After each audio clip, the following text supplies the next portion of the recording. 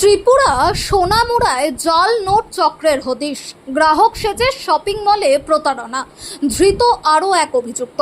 ত্রিপুরার সিপাহীজলা জেলার সোনামুড়া মহকুমায় জাল নোট পাচার ও লেনদেন চক্রের বিরুদ্ধে বড়সড় সাফল্য পেল পুলিশ। সোনামুড়া থানার ওসি তাপস দাসের তৎপরতায় এই জাল নোট চক্রের সঙ্গে জড়িত আরও এক সক্রিয় অভিযুক্তকে গ্রেফতার করা হয়েছে।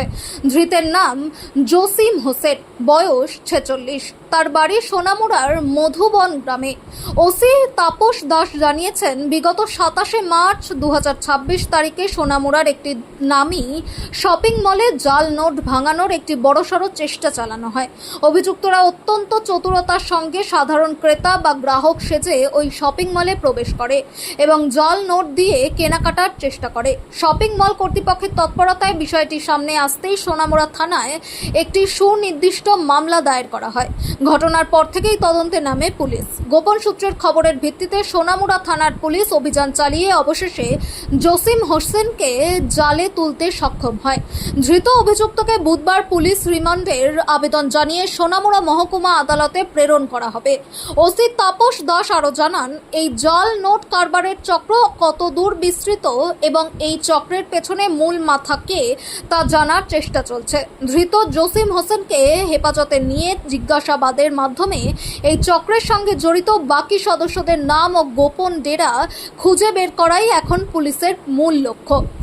ভারত বাংলাদেশ আন্তর্জাতিক সীমান্ত লাগোয়া সোনামুড়া অঞ্চলে এই ধরনের জাল নোটের কারবার রুখতে পুলিশি নজরদারি আরও জোরদার করা হয়েছে বলে থানা সূত্রে খবর।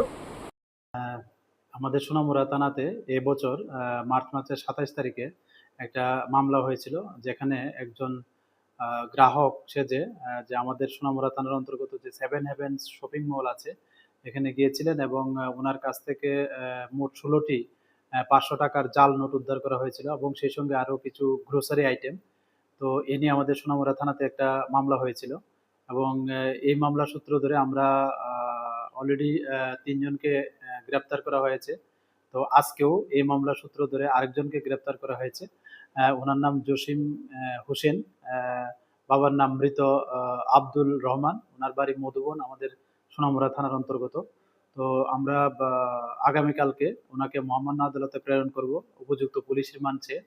আমাদের যে পুলিশের যে বিশেষ টিম ওনাকে এখনো জিজ্ঞাসাবাদ চালিয়ে যাচ্ছে। তো এখনো পর্যন্ত ওনার জিজ্ঞাসাবাদে আমরা কিছু তথ্য পেয়েছি।